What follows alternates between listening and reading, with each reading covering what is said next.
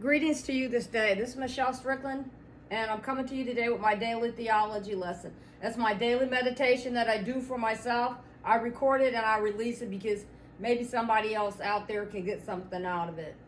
It just so happens that I love God and I love theology and I want to become a better principled person. Choose God this day. The bad guys, they sin. The good guys, we sin. We all sin. It's whom you serve. You don't have to be perfect. No one is. But that doesn't mean that you don't have to deal with your consequences, good or bad. None of us get away from that.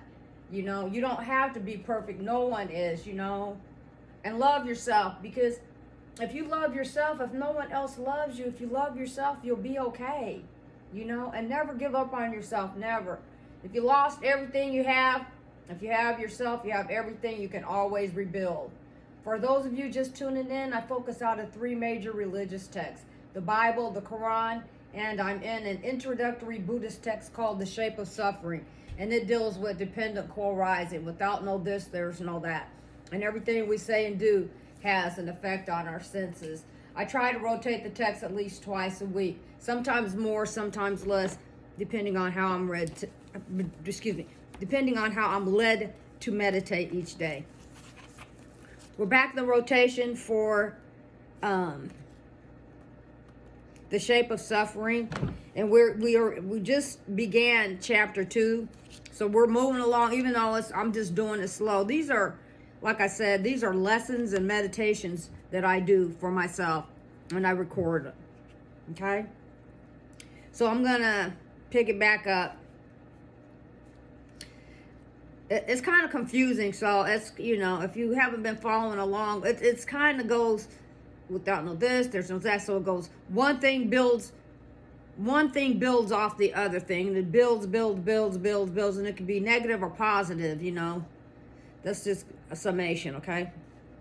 The Buddha, however, depicted the interplay of conditions and dependent co-arising in another light entirely. The previous paragraph discussed, through the years how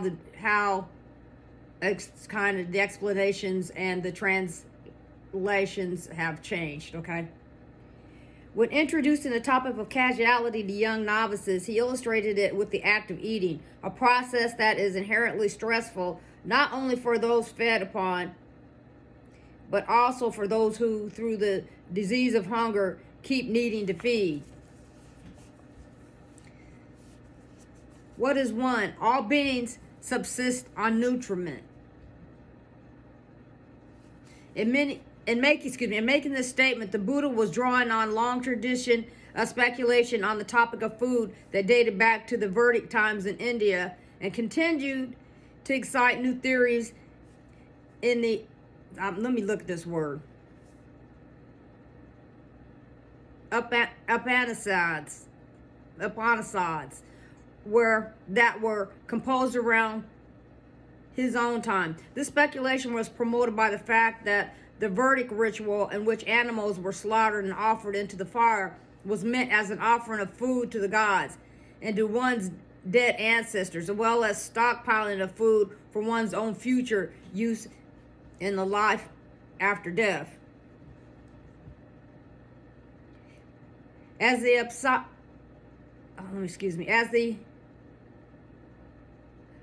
Upanishad seers contemplated the deeper meaning of the ritual, they focused on the importance of food for all.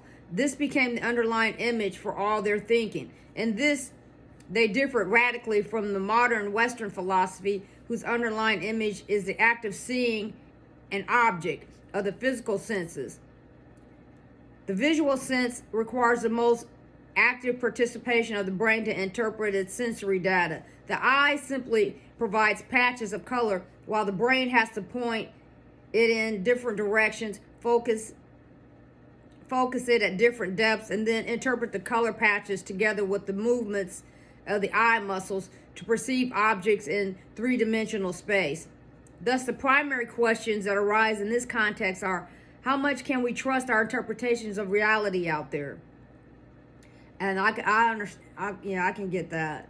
You could look at the same thing and somebody sees something different in it, and you're looking at the same thing. So I get that. how much can we trust our interpretations of reality out there, and how can we best test them? These are the questions that have provoked most philosophical thought in Western tradition for many centuries. The central activity that provoked the thought of the Upanishadic seers, however, was the act of ingesting food.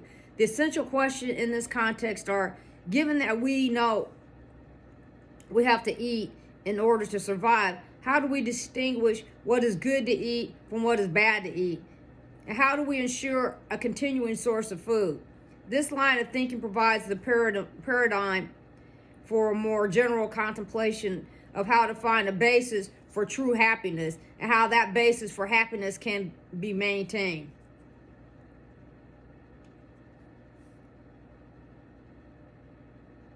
Although the different I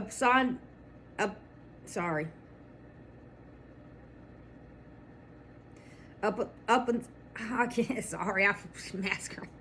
Upanishadic seers explored this topic in different ways. A summary of some of their conditions shows their general drift of the speculation. I'm going to stop it right there.